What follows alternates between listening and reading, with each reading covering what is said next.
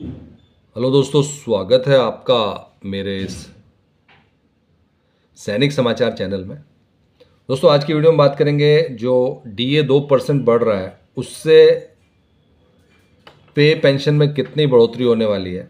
क्योंकि जो 2% है वो तो कंफर्म हो चुका है कि 2% डीए में बढ़ोतरी होनी है, लेकिन इससे लेकर जो है एम्प्लॉयज़ कितना ज़्यादा जो है सैलरी में और ख़ासकर पेंशन में बढ़ोतरी होने वाली है।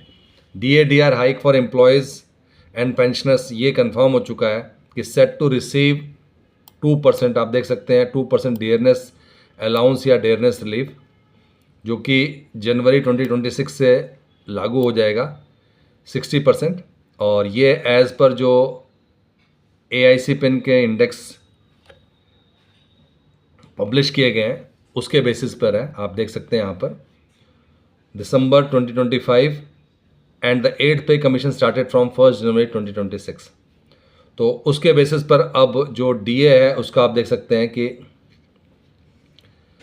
नवंबर और दिसंबर महीने का डीए सेम ही रहा है। जो AIC पिन के इंडेक्स है वो मोर और लेस सेम रहा है।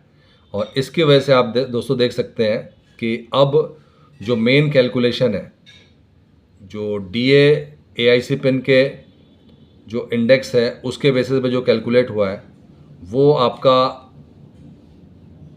148.2 जो है दिसंबर महीने का था, और इसे कैलकुलेशन करें तो ये आ रहा आपका 60.33।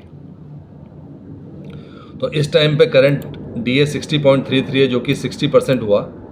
और इसके बेसिस पर अगर हम बात करें जो आपकी सैलरी या पेंशन में बढ़ोतरी की बात, तो अगर हम 20,000 अगर बेसिक सैलरी लेते हैं तो अभी तक उनको जो डीए मिल रहा था,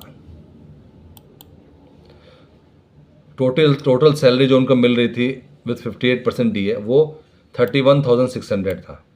और इसी को हम लोग टोटल सैलरी एट 60% डीए की बात करें तो उनको जो है